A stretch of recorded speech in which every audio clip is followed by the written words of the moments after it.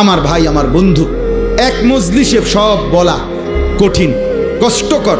এরপরও আমরা বলার চেষ্টা করলাম দিনকে খামখেয়ালি মনে না করা, আল্লাহকে খামখেয়ালি মনে না করা, আখেরাতকে মামুলি মনে না করা। আমার শায়েখ আল্লামা মুফতি মুশতাকুন নবী সাহেব সব সময় চিল্লায় চিল্লায় বলে যে ভাইয়া, আখেরাতকে মামুর বাড়ি শ্বশুর বাড়ি মনে করো না, হাসরের মাঠ মামুর বাড়ি না, শ্বশুর বাড়ি না, খামখেয়ালি না। হাসরের মাঠ লম্বা সফর, লম্বা সফর, লম্বা সফর, লম্বা সফর। একদিন হাসরের মাঠের 50,000 বছর, 50,000 সানা। কবর বড় লম্বা সময়। আবু জাহেল মনে করেন, আবু লাহাব মনে করেন মাটির উপরে ছিল 60-70 বছর, মাটির নিচে কবরে পড়ে আছে আজকে 1450 বছরের চাইতে বেশি। তাহলে আমাদের এই হিসাবেই তো আমরা চোখে দেখতেছি। নূহ আলাইহিস সালামের জাতি মাটির উপরে ছিল কতদিন, মাটির নিচে আছে কতদিন বলে? নবীজির জামানার সেই মানুষগুলো আজকে কবরে আছে কতদিন, মাটিতে ছিল কতদিন? পৃথিবীর অহংকারীরা নমরুদ বলেন, ফেরাউন বলেন, কতদিন মাটিতে ছিল? মাটির উপরে ছিল অল্প সময়, মাটির নিচে পড়ে আছে আজ হাজারো বছর, হাজারো বছর। আখেরাতকে মামুলি মনে করতে নাই, মামুলি মনে করতে নাই।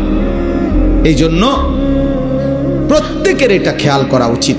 প্রত্যেকেই কোরবানির বিষয়ে, হজ্জের বিষয়ে গুরুত্ব দেওয়া উচিত। এটা একটা মহব্বতের ব্যাপার। মহব্বতের হজ, ভালোবাসার সফর, মহব্বতের সফর। এক বান্দার ভালোবাসার চূড়ান্ত যখন হয়, কোনো বান্দা যখন ঈমান আনে তো আল্লাহর ভালোবাসা তার কলিজায় তৈরি হয়। এরপরে যখন নামাজ পড়ে ভালোবাসা বাড়তে থাকে, যাকাত দেয় ভালোবাসা বাড়তে থাকে, রোজা রাখে ভালোবাসা বাড়তে থাকে। কিতাবে আমরা নিজে পড়ছি যে বুজুর্গানে দ্বীন বলে, বান্দার ভালোবাসা যখন অস্থির হয়ে যায়, বেচैन হয়ে যায়, বান্দা যখন আল্লাহর ভালোবাসায় সবচেয়ে বেশি বেড়ে যায় তো সে আল্লাহর ঘরে ছুটে যায়। আল্লাহর ঘরে ছুটে গিয়ে মালিকের ঘরের চারদিকে ঘুরতে থাকে। একবার কাবার চারদিকে ঘোরে, একবার সাফা মারওয়ায় ঘোরে, একবার মিনায় ঘোরে, একবার আরাফাতে হাঁটে, একবার মুজদালিফায় হাঁটে। কিরে ভাই এমন করো কেন? একবার এখানে একবার ওইখানে, এত জায়গায় ঘোরাঘুরি করছো কেন? তো আশেক বলে, আমি আমার মাওলাকেই তালাশ করছি। হজ আশেকানা সফর, আশেকানা সফর, মহব্বতের সফর। প্রিয়জনের সবচেয়ে ভালোবাসা যখন কারো বাড়ে তো সে মালিকের ঘরে ছুটে যায়। বুজুর্গানে দিন তো উদাহরণ দিছে যে কায়েস লায়লার বাড়ির চারদিকে ঘুরত। মানুষ জিজ্ঞাসা করলে বলতো, ঘোরো কেন? বলছে এই জন্য ঘুরি যে আমার এই বাড়ির ভিতরেই আমার মা শুকা লায়লা আছে, এজন্য বাড়ির চারদিকে ঘুরি। তো বান্দা যেন বলে, এই ঘরের চারদিকে কেন ঘুরি? এটা নাকি আমার মালিকের ঘর, এটা নাকি আমার আল্লাহর ঘর, এজন্য ঘরের চারদিকে ঘুরছি যদি আমার মালিককে পেয়ে যাই। তো এমন আশিককে তো আল্লাহ তাআলা তার ভালোবাসা দেবেনি, ভালোবাসা দেবেনি। এই জন্য নবী সাল্লাল্লাহু আলাইহি সাল্লাম বলছেন, রাজাকা ইয়াউমিন ওয়ালাদাতহু উম্মু, হজ করলো সে যেন মায়ের পেটের সদ্যজাত সন্তানের মতো নিষ্পাপ হয়ে বের হবে। আল্লাহ আমাদেরকে তৌফিক দান করে, আমরা যেন হজ কোরবানি আদায় করতে পারি।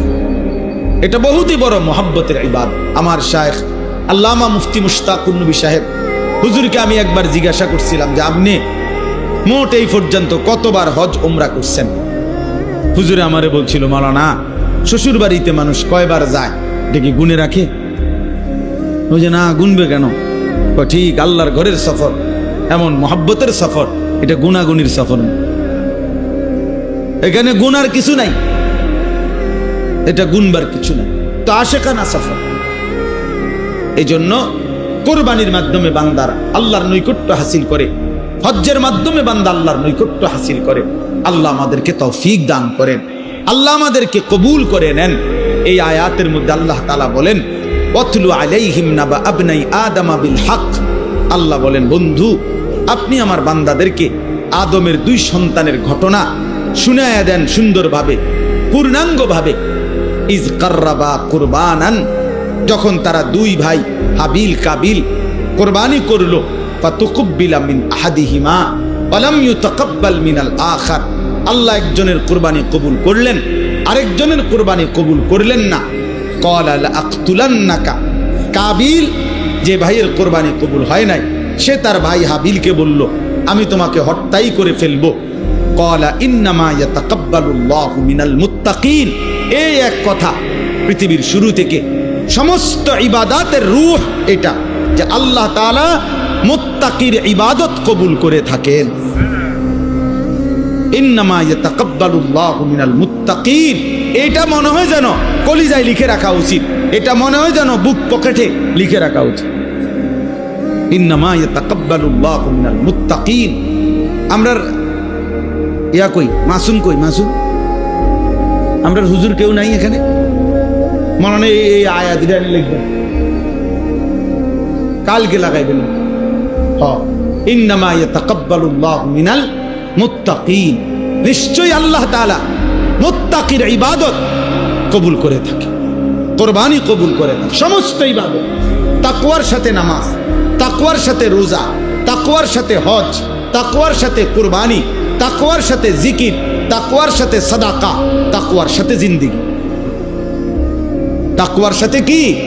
জিন্দেগি। তাকওয়া মানে গুনাহ থেকে বেঁচে, সহজ গুনাহ থেকে বেঁচে থাকা, গুনাহ থেকে বেঁচে থাকা, নাফরমানি থেকে বেঁচে থাকা, আল্লাহর অবাধ্যতা থেকে বেঁচে থাকা। আল্লাহ আমাদেরকেও তৌফিক দান করে। হাবিল সেদিন বলছে, ভাইয়া শুনো, মারতে পারো আমারে, মেরে ফেলবা, ঠিক আছে, মরেও যাব, কিন্তু মনে রাখো যুগে যুগে আল্লাহ তাআলা মুত্তাকির ইবাদত কবুল করে।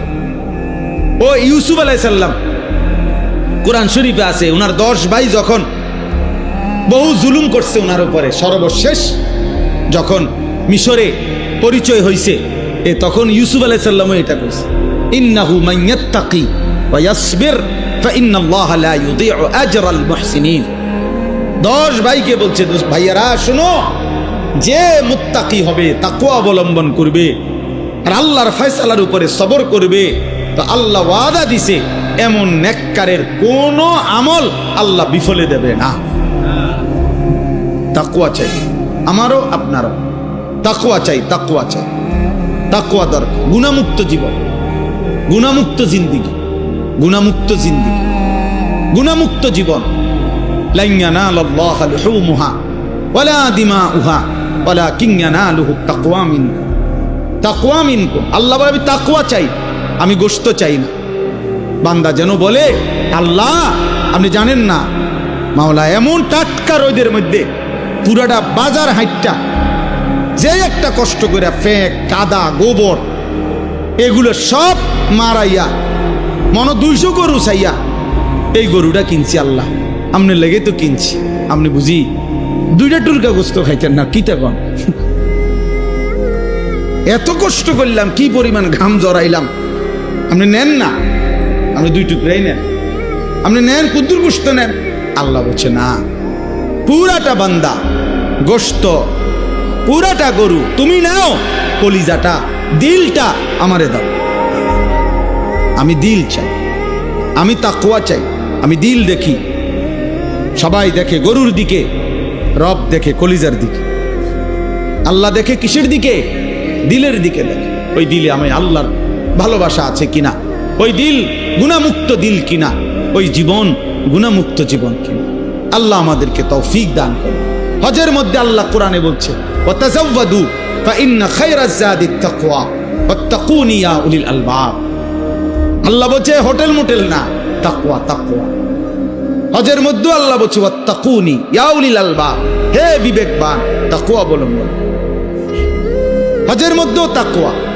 রোজার মধ্যে আল্লাহ বলছে লাআল্লাকুম তাত্তাকুন, যেন মুত্তাকি হইতে পারে। যাকাতের মধ্যে বলছে তুতাহিরুহুম ওয়া তুযাক্কিহিম বিহা, আমি আল্লাহ যাকাত দাও তো আমি এর বিনিময়ে তোমার অন্তর গুনাহ থেকে পবিত্র করে দেব। তাকওয়া, মুত্তাকি, তাকওয়া বানিয়ে দিয়া দেব।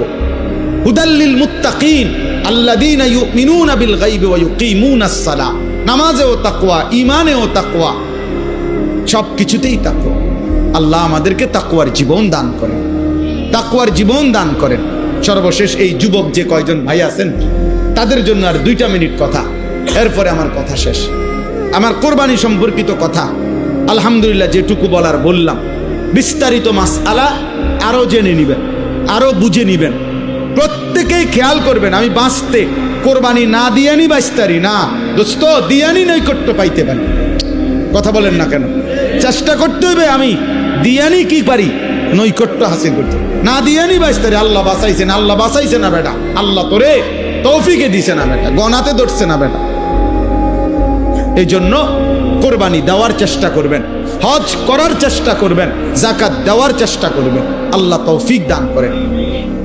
সর্বশেষ যে কথাটা ছেলেদের জন্য বলতে চাই, এখানে একটা কথা আছে, কাবিল তার বোন, তার সাথে ওই বোনের প্রেমে আসক্ত ছিল, ওই বোনকেই বিয়ে করতে চাইছে। অথচ আল্লাহর বিধান ছিল যে না, এই বোন না, বরং হাবিলের সাথে যে বোন তুমি তাকে বিবাহ করবা। সে বলছেন আমি আল্লাহর বিধান মানি না, আমি ওই নারীকে চাই।